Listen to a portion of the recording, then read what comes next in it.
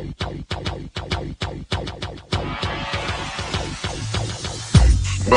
to the Odds Breakers, number one place for shared, sharp betting information. Welcome back to podcast 24 of 2019. I'm your host, Kiev O'Neill. You can tweet us at the Odds Breakers or follow us on our new social media accounts on Facebook and Instagram / the Odds Breakers. Hope you guys are having a great week. It's our favorite horse racing time of year. That's why we have to have 2 podcasts for you guys to get the best information out from the best horse bettors and handicappers out there. This episode is being sponsored by uwager.eu.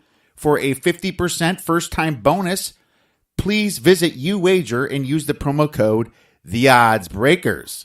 They also have a race book for you to bet the Derby this weekend. Terms and conditions apply. If you'd like to help us out and sponsor this podcast, we would love to help you out. Please visit theoddsbreakers.com, click shop, and become a member for $12.99 a month. You'll get my plays and premium plays before the line moves for $2 more. Become a patron subscriber, get all that and the podcast a little bit early.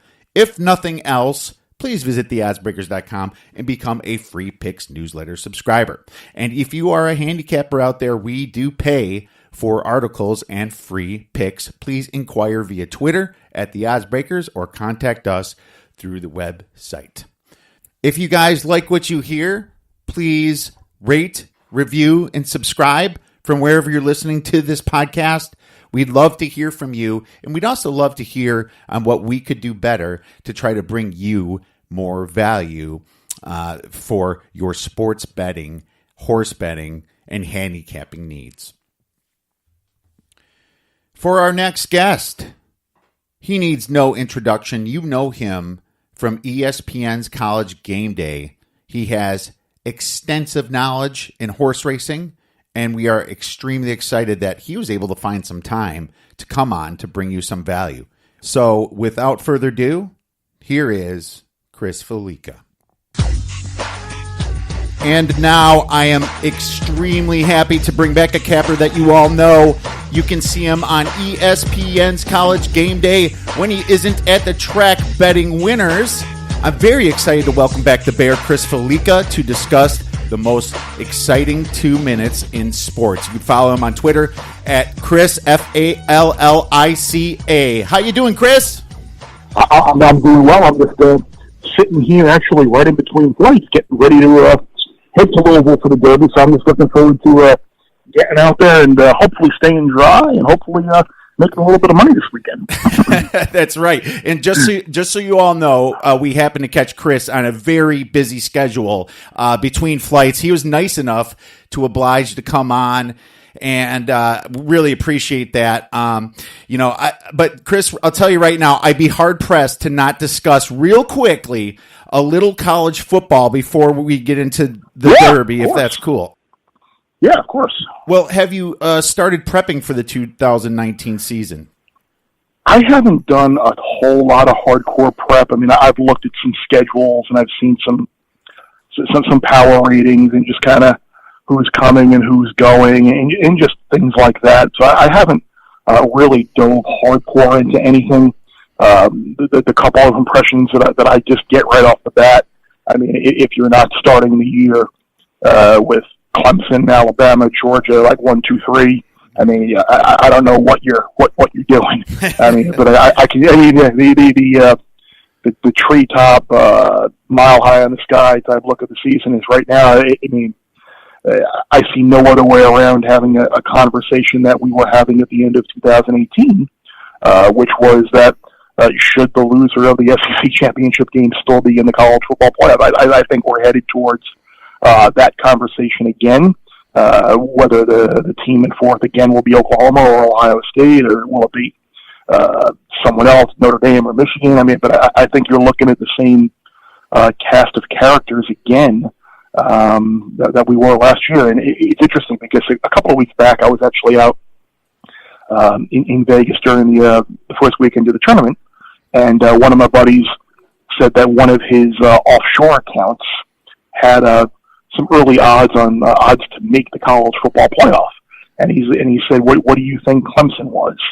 And I said to him, "Well, they've got. I mean, knowing what they were last year, and knowing that they're an even stronger favorite to make the playoff and win the ACC this year, I was like, they've got to be about -$6 or so, right?" And he laughs and he goes, "Nope, they were -250." And I was like, "Oh boy, I hope you took advantage of that." And he just kind of said, "I bet it for what I could." So I was shocked to hear that number, and I'm sure when some of the Las Vegas books open it up, they're certainly going to be well north of -250. Yeah, absolutely. As a matter of fact, on betonline.ag, I'm looking at right now, to Clemson to make the 14 playoff is -250. I don't see anybody competing with that either. No. With NC State lost their quarterback, Florida State is still up and coming. I mean, Miami's Miami. Yeah, they got the road game at Syracuse, but even if they were to lose that, it's not like Syracuse is going to run through the remainder of the ACC, and there's nobody in the Coastal that can beat them. So even if they were to slip up and lose a game during the regular season, they, as defending national champs with a Heisman candidate at quarterback and 12-1 at worst, probably. I mean, I don't see any way around them not being in the playoff, barring an unfortunate injury to Trevor Lawrence or injury to ETN or more attrition or just something completely unforeseen at this time. 100% agree with that. Your 1, 2, 3, I think, is spot on here, especially when you look at Ohio State. They have a new coach this year, and they have a new quarterback this year. That's two inconsistent things that might be the most important thing of your college football season. Now, not saying they can't do it, and you shouldn't be surprised if they go undefeated. But I think you definitely have to look at Alabama, Clemson, and Georgia as your 1, 2, 3. I think when it comes to Ohio State, I'm taking a little bit more of probably an optimistic view, I think, than most on Ohio State this year. What we've seen the last, I guess going back to 2015, since they won the national title in 2014. We've seen, even in 2014, the home loss to Virginia Tech early in the year as a big favorite. They have found ways to lose some absolutely head-scratching type games, and they've had a game where they've just lacked motivation or consistency, or just fallen in a trap spot. And I wonder, with Ryan Day taking over this year full time, if maybe that might help them avoid a trap type game. Maybe there was a situation where just because of the amount of success that he had, Urban Meyer just maybe there was a week where they were flat and he couldn't get through to them and get them to be motivated like he was so great at doing. And with Ryan Day now at the helm, maybe that helps Ohio State avoid those types of pitfalls. And they go to Michigan at the end of the year, and I would think by then any questions about Justin Fields if there are any questions about Justin Fields, will be solved. And again, we could be looking at a game for not only for a trip to the Big Ten championship game, but a trip to the college football playoff on the line in the Big House there. Yeah, I suppose Justin Fields looked at Georgia and seen Fromm going to be there a while. 5-star QB transferred in, so it's not like they're not reloading with somebody that has some potential.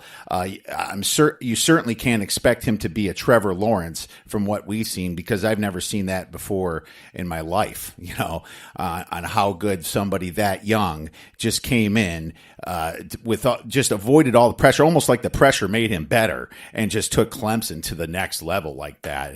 It's just amazing to see this kid come up, and the coach, of course, being right, and I thought that was quite amazing myself. So very, very awesome for them. Real quick, in the Big 12, I'm seeing Oklahoma, kind of getting Alabama's quarterback, right? And there's positives and negatives of that, but they lose 4 offensive linemen.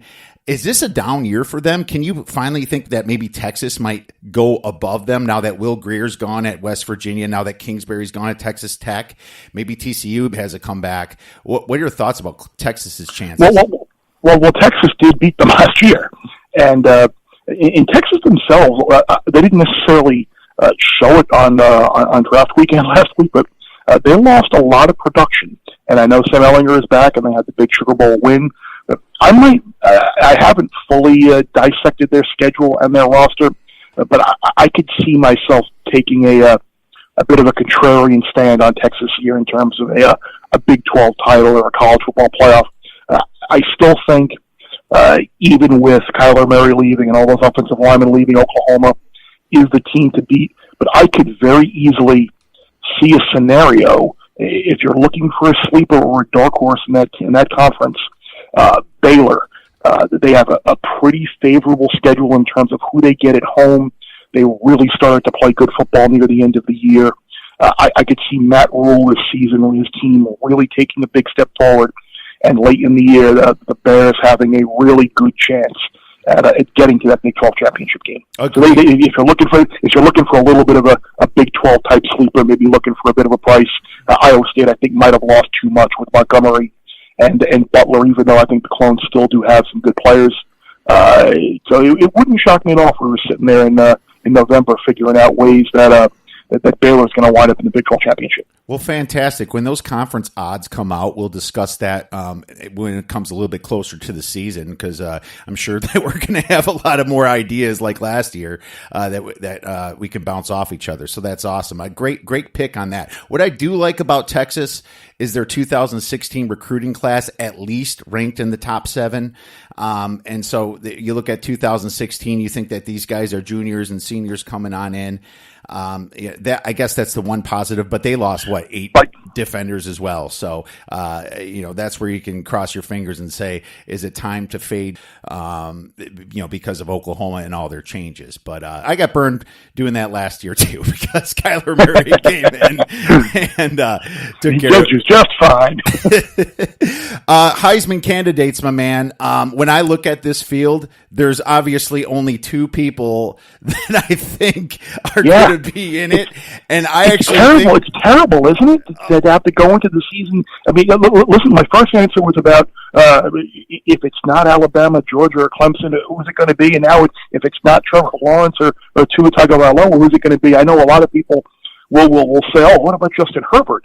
But you look at the Ducks' schedule, and all of their difficult games are going to be on the road.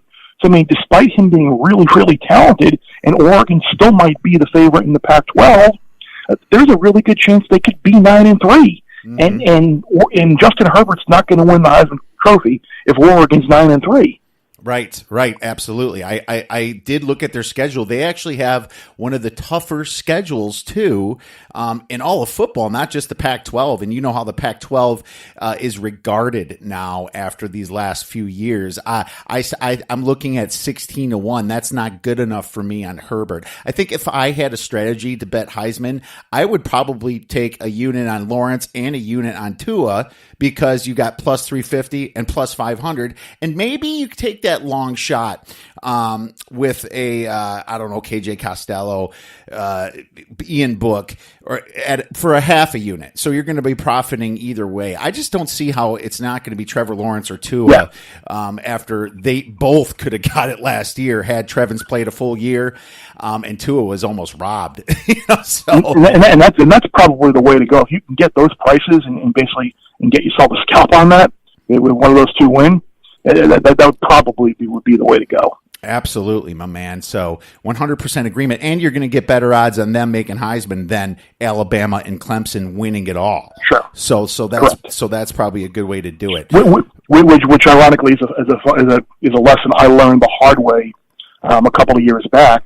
Instead of playing Lamar Jackson at 100-1 to win the Heisman Trophy, I played Louisville to win the ACC or make the college football playoff, and not equating it in my thick, stupid head. If they do make it the playoff and they do win the ACC, Lamar Jackson's going to be the reason why. And why am I not taking 100-1 on the guy that ultimately won the Heisman? So that was that's this day in bad gambling habits by the Bear. Hey, man, you know what? But, people learn from that, and that's what just makes you better. And, there's nobody that picks better winners that we see every Saturday than you. So you have nothing wrong with making mistakes. And the important thing is we all learn from them. Yep, exactly. That's why me and you both hedged our Buffalo tickets last year. How brutal was that? Oh, I know. It was terrible. It was a collapse, and it was because the team has never been in that position. It was just one of those.